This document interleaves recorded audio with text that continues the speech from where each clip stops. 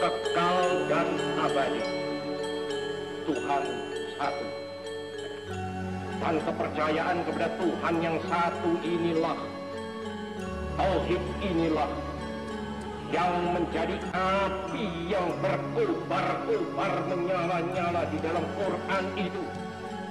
Dan jikalau api ini telah berkobar-kobar dan menyala-nyala pula di dalam dadanya seseorang manusia, manusia yang demikian itu menjadi manusia yang sebagai dikatakan oleh saudara Hamka.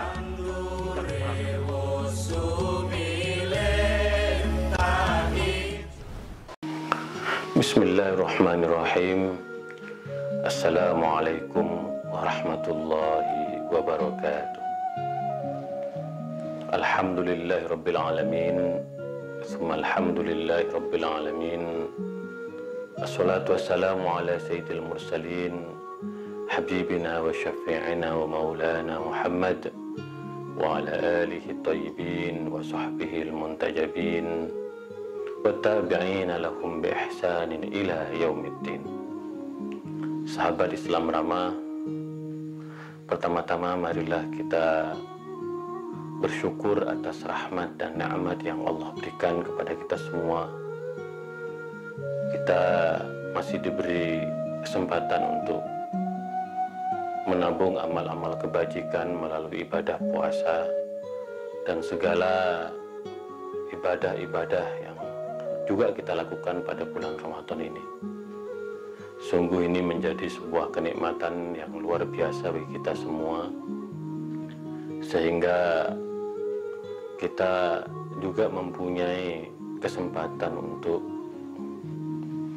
meraih surganya di hari akhir nanti. Maka walaupun kita sedang beribadah di tengah COVID-19, janganlah sekali-kali kita merasa mendapatkan kesulitan, mendapatkan tantangan. Bagaimanapun kita semua harus melalui situasi yang kurang menyenangkan ini. Tetapi insya Allah ibadah puasa akan menumbuhkan kesadaran dan kesabaran kita bahwa inilah cara Allah menguji keimanan kita. Maka salah satu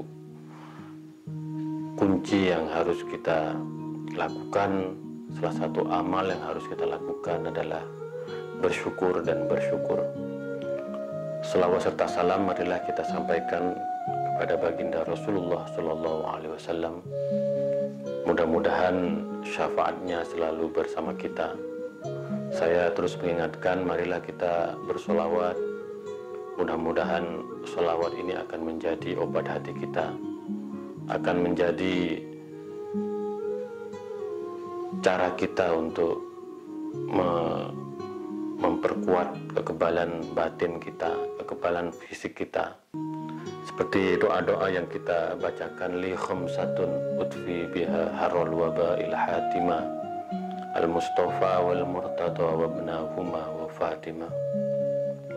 Aku mempunyai 5 sosok yang dapat menyembuhkan kita dari penyakit, dari wabah yang sangat menyeramkan, menakutkan, yaitu Rasulullah SAW, Imam Ali bin Abi Thalib karramallahu wajhah, Imam Hasan dan Imam Husain serta Sayyidah Fatimah Zahra. Maka mari kita berselawat kepada Rasulullah dan keluarga Rasulullah. Allahumma sholli ala Sayyidina Muhammad wa ala ali Sayyidina Muhammad.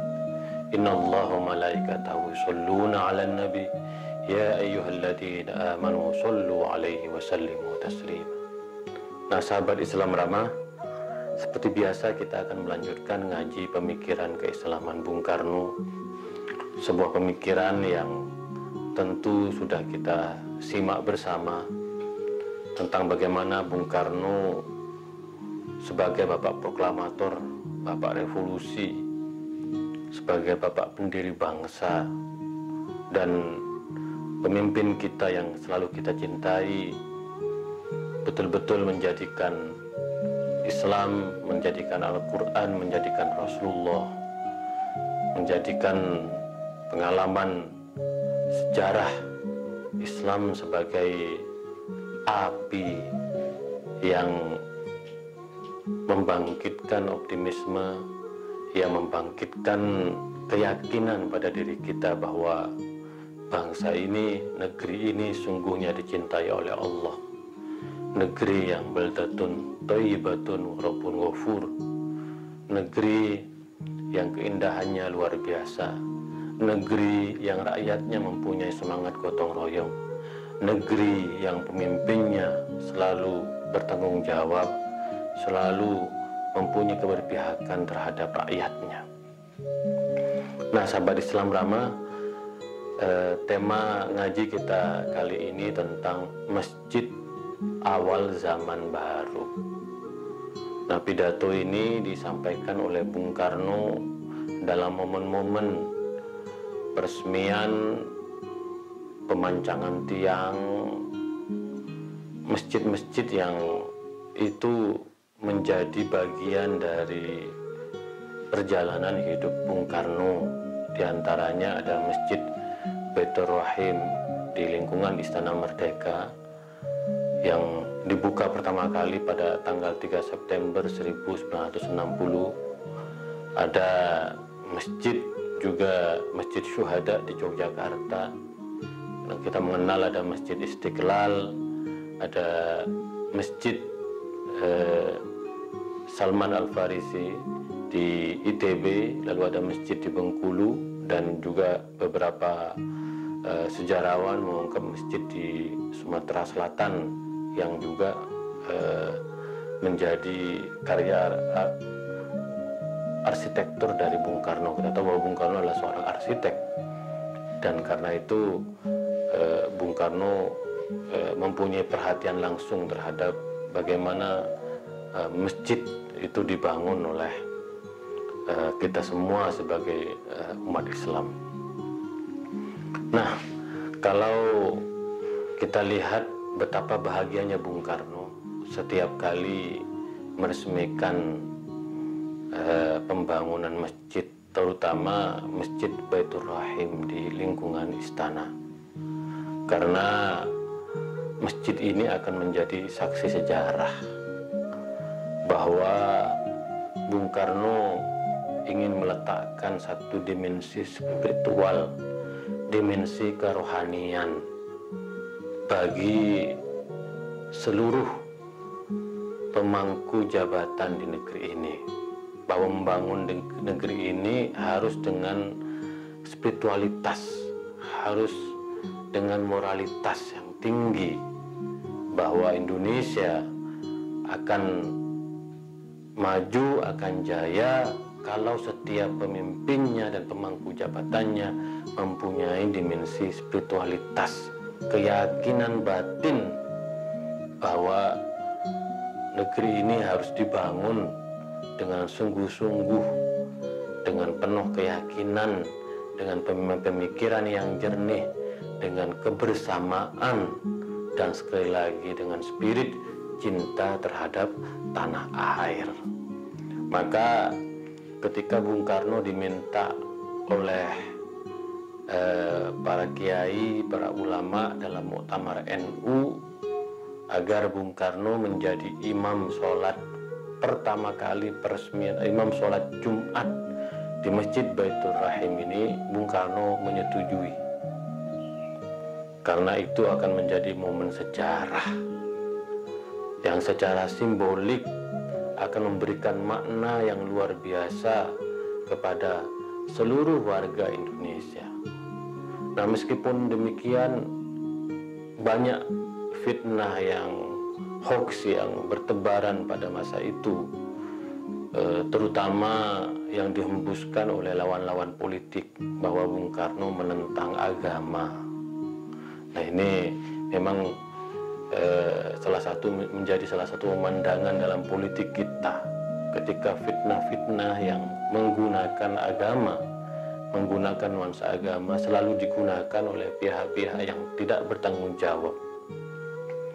Bung Karno pun termasuk sosok yang difitnah dengan kabar dan berita bohong, dengan hoax bahwa Bung Karno dianggap menentang agama. Nah, tentu Bung Karno tidak menjawab beberapa fitnah dan kabar bohong itu dengan ungkapan-ungkapan verbal, tetapi Bung Karno menjawabnya dengan komitmennya mendirikan masjid. Nah, diantaranya Masjid Baitur Rahim yang dibangun di lingkungan Istana Merdeka itu sungguhnya menjawab beberapa fitnah, tuduhan, kabar bohong, yaitu hoax yang selama pada masa itu berkembang, bahwa dengan mendirikan masjid maka sungguhnya Bung Karno tidak menentang dan tidak akan pernah menentang agama. Bung Karno dalam dirinya ingin memakmurkan agama dan menjadikan agama sebagai simbol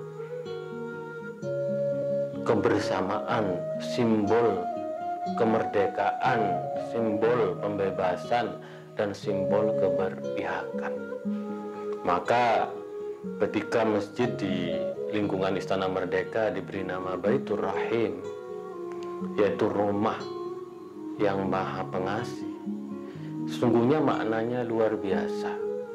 Dan kita akan melihat bagaimana nama-nama masjid yang diberikan oleh Bung Karno adalah nama-nama yang secara simbolik mempunyai makna yang visioner, makna yang betul-betul menjadi satu nilai prinsip komitmen kita untuk menjadikan agama sebagai elan kebajikan, sebagai elan transformasi sosial. Nah, Baitur Rahim itu artinya rumah bagi yang maha pengasih. Maka kalau kita masuk ke Masjid Baitur Rahim, maka sungguhnya kita sedang memohon kepada Tuhan yang maha pengasih. Kita ingin menjadi hamba-hamba Allah yang menebarkan kasih sayang. Ini sungguhnya yang spirit yang ingin dimunculkan oleh Bung Karno. Nah, salah satu ciri dari komitmen Bung Karno terhadap masjid sebagai awal zaman baru, Bung Karno selalu mengatakan bahwa masjid yang kita bangun ini tidak ingin umurnya hanya ratusan tahun. Saya ingin masjid ini berumur ribuan tahun. Maka visi Bung Karno begitu sangat luar biasa, bahwa negeri ini dibangun dengan spiritualitas, bahwa negeri ini dibangun dengan kerohanian, dengan masjid-masjid yang dijadikan sebagai simbol spiritualitas, sebagai instrumen spiritualitas, sebagai jalan spiritualitas, sebagai zaman baru. Tentu juga ada tempat ibadah agama-agama yang lain. Nah, oleh karena itu Bung Karno ingin setiap masjid yang dibangun adalah masjid yang mempunyai visi ke depan, yang nanti akan dikenang dalam sejarah. Maka kalau kita melihat masjid-masjid di Mesir, di Syria, di Yerusalem, Masjid Al-Aqsa, lalu kemudian kita melihat di Masjid Nabawi, di Masjidil Haram, itu kan menjadi simbol dari zaman yang terus beranjak ke depan tanpa kehilangan jejaknya di masa lalu. Maka kalau kita melihat masjid-masjid bersejarah, terutama Masjid Baitur Rahim di lingkungan istana, maka kita selalu mengenang dan mengingat Bung Karno ini. Maka oleh karena itu kita harus melihat sejarah Islam, bagaimana sejarah peradaban Islam itu dibangun. Nah, ketika Rasulullah hijrah dari Mekah ke Madinah, maka yang dibangun oleh Rasulullah adalah masjid. Ini yang harus menjadi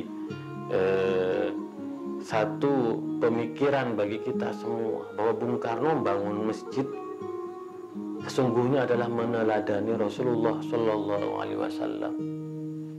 Ketika Nabi sebagai pembawa risalah wahyu, risalah, kerasulan, kenabian. Tentu dalam bayangan orang-orang Madinah, terutama orang-orang yang bukan dalam kategori Ansor, bahwa dalam kacamata mereka Nabi akan membangun kerajaan yang besar, yang megah. Tetapi ketika Nabi hijrah dari Mekah ke Madinah, yang dibangun oleh Nabi Muhammad SAW adalah masjid yang pada waktu itu masjid yang sangat sederhana sekali. Tetapi aktivitas ibadah di Masjid Nabawi sangat luar biasa. Aktivitas pendidikan atau aktivitas spiritualitas sangat luar biasa.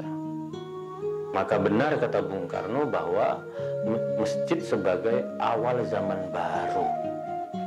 Awal zaman baru yang dijadikan oleh Rasulullah sebagai titik landas dan titik tolak peradaban kemanusiaan yang dibawa oleh Islam.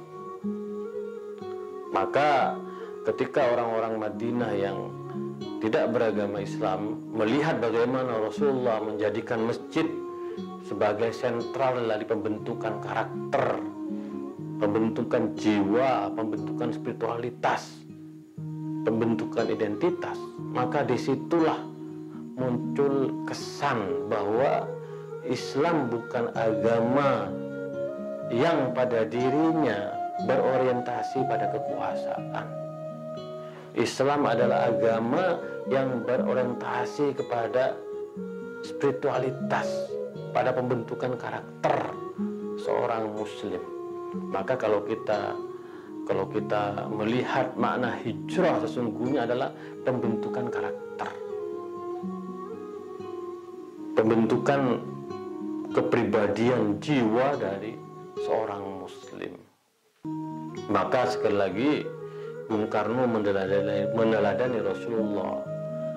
Yang ingin dibangun oleh Bung Karno melalui masjid ini sesungguhnya adalah spiritualitas dari warga Indonesia. Bagaimanapun Bung Karno ingin mengagungkan ajaran Islam, dan masjid akan dijadikan sebagai sentral, sebagai tempat, sebagai instrumen bagi kita semua untuk mengagungkan kalimat-kalimat Allah, untuk memanjatkan doa, untuk memberikan pemahaman yang benar tentang ajaran Rasulullah, untuk membangun kecintaan terhadap tanah air. Maka kita lihat dalam sejarahnya, ketika Bung Karno menginisiasi bersama para pendiri bangsa yang lain untuk mendirikan Masjid Istiqlal pada tahun 1944, 1 tahun sebelum merdeka, Bung Karno sudah bermusyawarah, berembuk, berbagi pendapat dengan para pendiri bangsa bahwa kita, negara Indonesia yang mayoritas muslim, harus mempunyai sebuah masjid yang megah, yang kokoh, yang representatif dan mencerminkan kepribadian dari bangsa ini. Sahabat Islam lama mau tahu apa nama masjid itu? Nama masjid itu adalah Istiqlal, ada masjid kemerdekaan. Karena pembicaraannya dimulai pada tahun 44, setahun, maka masjid yang kita lihat sekarang dengan megah adalah Masjid Istiqlal, masjid kemerdekaan. Bahwa negeri ini merdeka bersamaan dengan lahirnya ide gagasan tentang bagaimana masjid itu dibangun. Maka kata Bung Karno, Masjid Istiqlal itu harus kuat, harus teguh, harus sentosa, harus menjadi masjid terbesar. Pada masanya kita melihat bahwa dunia membicarakan Masjid Istiqlal, telah dibangun masjid terbesar di Asia, bahkan di Timur Tengah. Masjid Istiqlal dengan namanya yang menginspirasi bagi kemerdekaan kita sebagai sebuah bangsa, bahwa kita sudah merdeka dan kita tidak boleh dan tidak akan dijajah lagi oleh bangsa-bangsa yang lain. Jadi kalau kita ingat Masjid Istiqlal, maka kita akan tahu betapa negara ini sudah merdeka, dan kita harus menggunakan momen kemerdekaan ini untuk membangun negeri ini. Maka dalam sebuah hadis Nabi disebutkan, ahabbul bilad ilallah masajiduha. Sesungguhnya negeri-negeri yang paling dicintai oleh Allah adalah masjid-masjidnya. Bung Karno paham betul bersama pendiri bangsa bahwa Allah akan melihat negeri ini pada masjidnya, bahwa semua akan mengingat, semua akan membicarakan. Dan Masjid Istiqlal ini alhamdulillah sekarang menjadi simbol dari kebanggaan, kemegahan, dan kebesaran negeri ini. Nah, bayangkan ketika mulai dibuka perlombaan untuk bagaimana arsitek dari masjid ini, dan yang menangkan justru orang non-muslim. Dan bayangkan, ini negara muslim terbesar, tetapi arsitektur dan Istiqlal itu dari non-muslim. Dan tidak hanya itu, Masjid Istiqlal dibangun pas di depan katedral, sehingga gereja katedral dengan Masjid Istiqlal ini berhadap-hadapan. Seolah-olah ada komunikasi, seolah-olah ada perjumpaan, seolah-olah ada persahabatan yang sangat erat. Jadi Bung Karno ketika membangun menjadi Masjid Istiqlal, sesungguhnya dia ingin mengingatkan Istiqlal, kemerdekaan kita sebagai sebuah bangsa dan negara, tetapi juga bahwa kita harus menjadi bangsa yang toleran. Maka kalau kita melihat di banyak daerah, bahkan di Pamekasan, di Madura, kita melihat ada Masjid Syuhada dengan gereja yang juga berhadap-hadapan seperti Istiqlal dengan katedral. Di banyak tempat lain kita melihat juga bagaimana harmoni simbolik yang dicontohkan dengan masjid yang berada berdampingan dengan gereja. Maka sebagai sebuah bangsa kita beruntung sekali, karena Bung Karno sudah meletakkan sejarah, meletakkan peradaban, di mana kita sebagai umat Islam harus mempunyai rumah yang menjadi kebanggaan kita. Maka Nabi mengatakan, al-masjidu baitu kulli taqiyyin, bahwa masjid itu adalah rumah bagi setiap orang yang bertakwa. Alhamdulillah, kita mempunyai rumah dalam masjid-masjid. Bahkan di Indonesia ini ada sekitar 900.000 masjid. Sangat luar biasa. Kata Bung Karno, masjid sudah menjadi awal zaman baru. Maka secara filosofis, kenapa Bung Karno membangun Masjid Istiqlal ini begitu megah, begitu besar?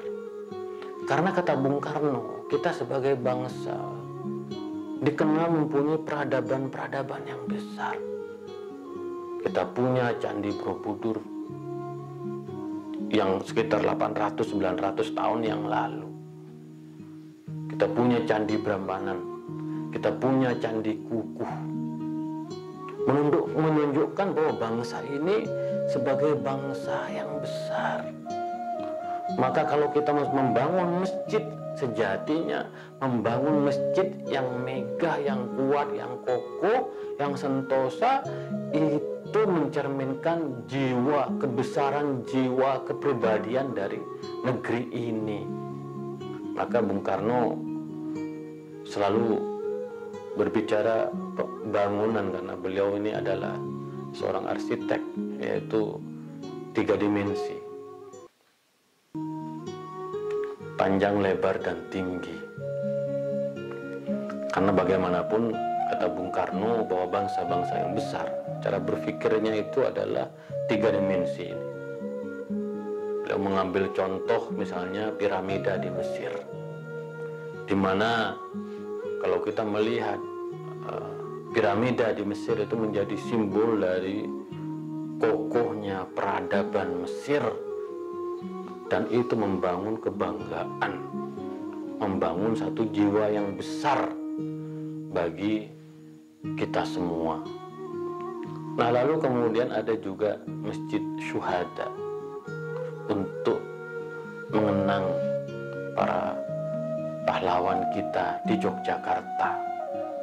Bung Karno juga mempunyai hubungan batin dengan Masjid Syuhada ini, yang selalu Bung Karno mengatakan bahwa Masjid Syuhada ini harus mengenang kita kepada para syuhada yang telah berjuang untuk negeri ini, tetapi juga implementasi dari sila yang pertama dalam Pancasila, yaitu ketuhanan yang Maha Esa. Bahwa negeri ini, bangsa ini adalah bangsa yang bertuhan, ketuhanan yang berkebudayaan, saling menghormati, saling menghargai, tidak ada egoisme, tidak ada fanatisme. Karena itu setiap umat harus mempunyai perhatian terhadap agama, keyakinan, dan tempat ibadahnya. Maka sahabat Islam ramah, sesungguhnya Bung Karno ingin agar kita menjadi bangsa yang mempunyai spiritualitas, yang mempunyai keimanan, yang mengenal Tuhan, dan yakin bahwa Tuhan selalu hadir di tengah kita semua untuk memecahkan masalah yang dihadapi bangsa ini. Dan dalam sejarahnya kita patut berbangga bahwa rahmat Allah selalu hadir bagi kita semua. Ini tidak lain karena kita, kata Bung Karno, senantiasa memakmurkan masjid Allah, sebagaimana difirmankan dalam Al-Quran, innama ya'muru masajidallah man amana billahi wal yawmil akhir. Oh, negeri ini beriman kepada Allah, negeri ini beriman kepada hari akhir dengan cara memakmurkan masjid-masjidnya.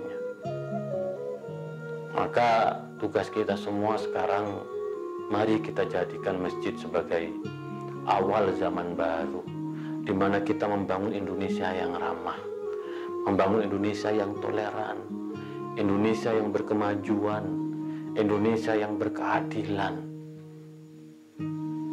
Mari kita jadikan masjid ini bukan hanya sekedar untuk nauzubillah mendebarkan ceramah-ceramah kebencian. Ini jauh dari visi Bung Karno. Kita ingin masjid ini menjadi rumah kasih sayang. Kita ingin jadi masjid ini sebagai spirit mengingatkan bahwa kita merdeka, bahwa kita harus toleran, bahwa kita harus mengingat para pejuang, para pahlawan negeri ini. Karena itu sahabat Islam ramah, mari kita terus mengaji pemikiran keislaman Bung Karno. Mari kita belajar dari cara bagaimana Bung Karno membangun negeri ini. Di antaranya bagaimana Bung Karno memakmurkan masjid, bagaimana Bung Karno ingin agar kita menjadi bangsa yang mempunyai karakter, yang mempunyai kejiwaan yang tangguh, berjiwa besar, mempunyai kepribadian yang luhur dengan nilai-nilai yang tertera di dalam Pancasila kita. Karena itu sahabat Islam ramah, mudah-mudahan kita masih terus diberi umur yang panjang. Jangan lupa, marilah kita kirim Al-Fatihah kepada Bung Karno. Mudah-mudahan beliau tenang di alam kubur dan dikaruniakan surga oleh Allah Subhanahu wa taala. Bung Karno berjasa besar bagi kita. Bung Karno meletakkan fondasi keislaman, meletakkan fondasi keindonesiaan, meletakkan fondasi kemanusiaan, membangun peradaban bagi Indonesia. Sahabat Islam Rama, kita akan lanjutkan ngaji pemikiran keislaman Bung Karno pada esok hari. Kurang lebihnya mohon maaf. Wa ma taufiqi illa billah, alaihi tawakkaltu wa ilaihi unib. Wallahul muwaffiq ila aqwamit thoriq. Assalamualaikum warahmatullahi wabarakatuh.